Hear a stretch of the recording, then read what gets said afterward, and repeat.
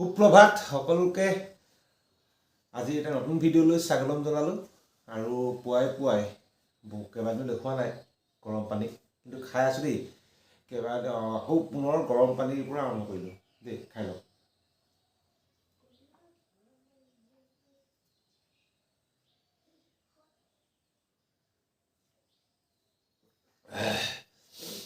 কালি যথেষ্ট ঘূৰি পকি বৰষুণ বহুত বেয়া বতৰ বহুত বেয়া আজিও ভাল নহয় বতৰ গোমা কৰি আছে কিন্তু আজি এতিয়ালৈকে বৰষুণ পৰা নাই যিমানে যি হওক মুঠতে কালি বতৰ খুব বেয়া আছিল তেনেকৈ আহি পিনি ৰাতি ঘৰ সোমালোহি আপোনাক সম্পূৰ্ণ ভিডিঅ' দিলোঁ আৰু আজি আকৌ নতুন ভিডিঅ' আৰম্ভ কৰিলোঁ আপোনালোকৰ বাবে দিনটো কি কৰোঁ সকলোবিলাক দেখাই আজি আমাৰ মই য'ত আছোঁ তাতে আমাৰ যিখন গাঁও গোটেই গাঁওখন মিলি আজি বৰসকাম আছে নামঘৰত বৰসভা গতিকে তালৈ যাম তাতে মাহ প্ৰসাদ ইতিমধ্যে মানুহগৰাকীয়ে লৈ গ'ল মাহ প্ৰসাদ ধুই মেলি মই উঠা অকণমান দেৰি হ'ল কাৰণ ৰাতি ভাগৰ লাগিলে মানে দেৰিকৈ অহাৰ কাৰণে দেৰিকৈ হোৱাৰ কাৰণে বাকী দিনটো ঘূৰি ফুৰা সেইকাৰণে অলপ এনেকুৱা ভাগৰ লাগিলে আকৌ উঠা দেৰি হ'ল কিন্তু মানুহগৰাকী ইতিমধ্যেই মানে মাহ প্ৰসাদ লৈ গ'লে ইয়াত এটা ব্যৱস্থা আছে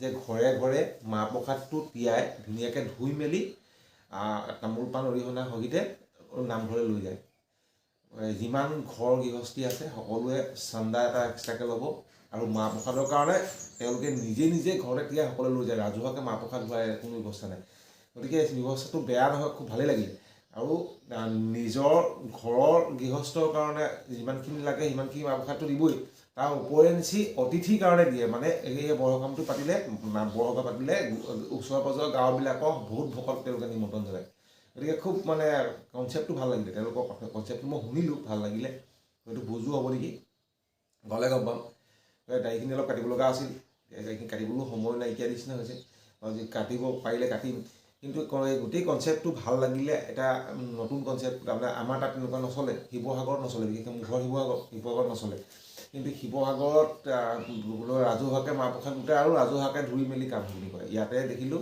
ঘৰে ঘৰে গৈ সেইটো বস্তুটো কেনেকৈনো কি হয় সকলোবিলাক ধুনীয়াকৈ দেখাম মই অলপ পিছতে চুৰি পিন্ধি ধুনীয়াকৈ যাম নামঘৰলৈ নামঘৰত গৈ আপোনালোকক ধুনীয়াকৈ ভিডিঅ' দেখাম নামঘৰত কেনেকৈনো নিয়ম পালন কৰে সকলোবিলাক ধুনীয়াকৈ দেখাই আছোঁ আৰু কি হ'ব ধুনীয়াকৈ দেখাই থাকিম ভিডিঅ'টো শেষলৈকে চাই থাকিব আপোনালোকৰ মৰম চেনেহ লাগিবই নহয় জানো গতিকে ছাবস্ক্ৰাইব আকৌ পিনে ফ'ল' এই দুটা বস্তু কৰি দিব এতিয়া পাই গ'লোহি চেলুনত আহি দাড়ি চুলি সকলোবিলাক কাটি লওঁ লগতে ভাবিলোঁ আপোনালোকৰ কাৰণে অকণমান এটা ক্লিপ ৰাখি থওঁ এতিয়া এই বেটাই বৰ সুন্দৰকৈ চুলি দাড়ি কাটে গতিকে সেইকাৰণে ইয়াৰ ওচৰলৈকে আহোঁ মই যদি ইয়াত থাকোঁ এইখনলৈকে আহোঁ ইয়াৰ চুলি কাটন খুব ধুনীয়া এয়া চুলি দিছে পানী চানী মাৰি আকৌ মানে অসংখ্য কিবা কিবি আৰু এইপিনে চুলি দাড়ি কটা আগতো এই ধুনীয়াকৈ ক্ৰীম চিম লগাই একেবাৰে দাড়িখিনি কোমল কৰি লয় গতিকে সেইকাৰণেই ইয়াৰ ওচৰত বহি থাকি দাড়ি চুলি কাটি ভাল লাগে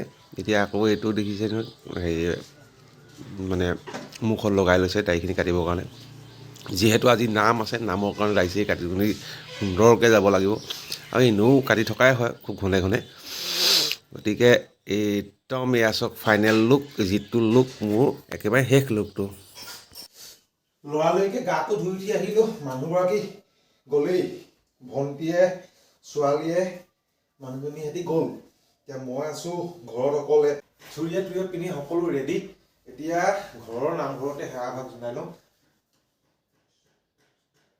ঘৰৰ নামঘৰত সেৱা জনালোঁ সেৱা জনাই এতিয়া এয়া চব ৰেডি কৰি থৈছে ভাত ৰেডি কৰি থৈছে সকলোবিলাক ভাত পানী খাই লওঁ খাই লৈ নামঘৰলৈ গৈ আছোঁ বৰনামঘৰত আজি যিহেতু বৰনামঘৰত আজি ৰাজহুৱা সকাম আছে ৰাজহুৱা সকামত যাম ৰাজহুৱা সকামত কি হয় মই আগতেই কৈছোঁ ৰাজহুৱা সকাম আছে ৰাজহুৱা সকামত কি হয় সকলোবিলাক ধুনীয়াকৈ দেখাই আছোঁ তাৰ তলা চলা মাৰি ল'লোঁ এতিয়া যাম নামঘৰলৈ তাৰপৰা সম্পূৰ্ণৰূপে মই সাজু নামঘৰলৈ বুলি এতিয়া সুধা ভৰি হৈ লৈছোঁ আৰু গৈ আছোঁ নামঘৰ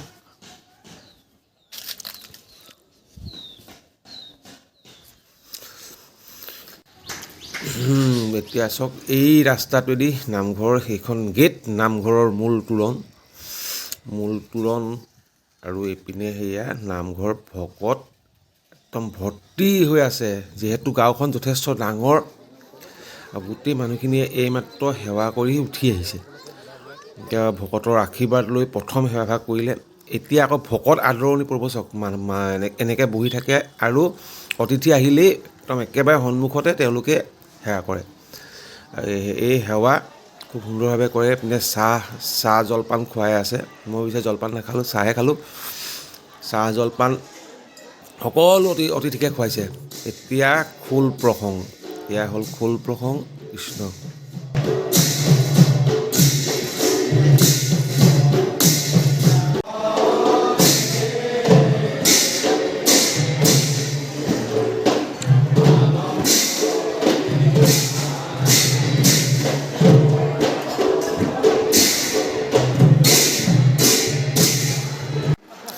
এতিয়া মহিলাসকলে সুন্দৰভাৱে চব্জি কুটি আছে।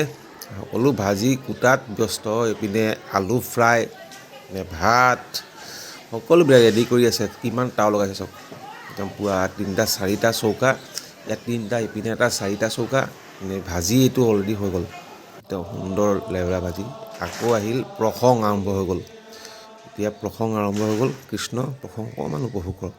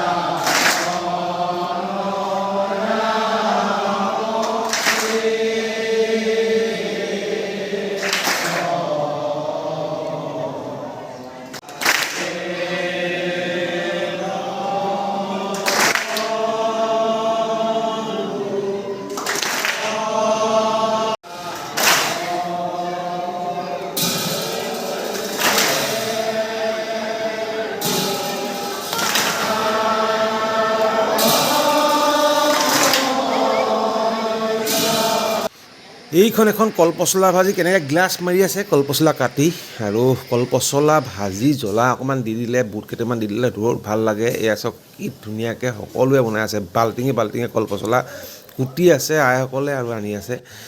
এইপিনে মানে বিভিন্ন ব্যঞ্জন, বহুত ব্যঞ্জন। আপোনালোকক সকলোবিলাক দেখাম। 9টামান ব্যঞ্জনেই আছে। এতিয়া চাওক এইবোৰ কুটা, এইবিলাক হ'ল হেৰি কুটি আছে, এইবিলাক কি বুলি কয়, চাটনি, চালাড কুটি আছে। শৰাই হাৰি আছে, বহি আছে। গতিকে খুব সুন্দৰ ব্যঞ্জন এইখন। আকৌ ফ্ৰেঞ্চবিন, সৰু আলু ভাজি একদম সুন্দৰভাৱে। এইপিনে জলকীয়া এখন বনাব বোলে, জলকীয়া খুন্দি আছে। আৰু এইপিনে আদা নহৰু দি ভাজি লৈ জলকীয়াখন বনাব। এইপিনে সিদ্ধ ৰন্ধন কৰি আছে। এই চালনী এখনতে হেতা বনাই লৈছে। মুঠতে আৰু কলপচলা ভাজি একদম সুন্দৰভাৱে কৰি আছে। এতিয়া আকৌ আহি গ'ল পাঠৰ কাৰ্যসূচী চলি আছে।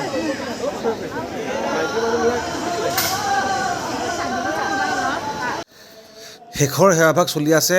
খোল প্ৰসংগ আৰু ইপিনে ভাগৱত পাঠ সকলোবিলাক হৈ গ'ল। শেষৰ সেৱাভাগ সকলোৱে মিলি কৰি ল'লে। তাৰ পাছতেই আপোনালোকক শেষৰ সেৱাভাগ কৰি শেষ হোৱাৰ পাছতেই আহি যাব প্ৰসাদ বিতৰণ। ইতিমধ্যে প্ৰসাদ সাজু কৰা হৈছেই। প্ৰসাদ বিতৰণ আৰম্ভ হৈ গ'ল। ইয়াত আকৌ এটা বেলেগ নিয়ম মানে কি, প্ৰসাদ বিতৰণ কৰাৰ নিয়মটো অলপ সুকীয়া। প্ৰথমতে কলপাত পাৰি দিয়ে সকলোকে। তাৰ পাছত প্ৰসাদ তাৰ ওপৰত দি যায়। গোটেই মানুহক ঘূৰি ঘূৰি প্ৰসাদ দি দিলে। তাৰপিছত তাৰ পিছে আহি গ'ল কল, তাৰ পিছে আহি গ'ল কুঁহিয়াৰ। তেনেকৈ যিমানখিনি তেওঁলোকে মানে ব্যঞ্জন কৰে সকলোবিলাক তেনেকৈ দিয়ে। গতিকে এই ব্যৱস্থাটো কিন্তু বেয়া নহয়। ভাগ বনাই দিয়াতকৈও এনেকৈও বেয়া নহয়। খালী বস্তুটো খুব সম্ভৱ জোৰাবলৈ বেছিকৈ লাগিবও পাৰে, কাৰণ কিমান দিব আন্দাজটো। কিন্তু তেওঁলোকে প্ৰথম কমেই দিয়ে, তাৰ পাছত যিমান থাকে সকলোবিলাক দি গৈ থাকে। মুঠতে একদম এপাত হয় প্ৰসাদ। মই যিটো বুজিলোঁ, আৰু প্ৰত্যেককে ঘৰমূলি দিছে এভাগ। এয়া চাওক, মোৰ ভাগৰ 2ভাগ ঘৰমূলি দিছে, পকা মিঠৈও দিছে। এয়া চাওক এনেকৈ দি গৈছে। গতিকে এই ব্যৱস্থাটো ইয়াত নতুনকৈ দেখিলোঁ, নতুনকৈ পালোঁ। আমাৰ তাত এইটো ব্যৱস্থা নাই। আমাৰ তাতে ভাগ বনাই দিয়ে। গতিকে মই সেইকাৰণে ধৰি ৰখালোঁ। চব প্ৰসাদ দি দিলত কি সুন্দৰ লাগিছে দেখিবলৈ। এয়া ভকতে প্ৰসাদ এতিয়া খাব সুন্দৰভাৱে। তাৰপিছত আহি গ'ল সিদ্ধান্ন। সিদ্ধান্ন মানে আমাৰ বহুতে হয়তো সিদ্ধান্ত বুলি ক'লে নুবুজিব পাৰে, ভাত খোৱা পৰ্ব। গতিকে ভাত চাওকচোন কিমান ব্যঞ্জন, এয়া চাওক গোটেই ব্যঞ্জন 1 2 3 4 5 মেডাল 6, সিপিনে 7 আৰু ইপিনে মচুৰ দাইল 8, চালাড 9। গতিকে এনেকেই আমি খালোঁ মেলিলোঁ। আজিলৈ ইমানতে শেষ কৰিছোঁ। আজিলৈ বাই বাই।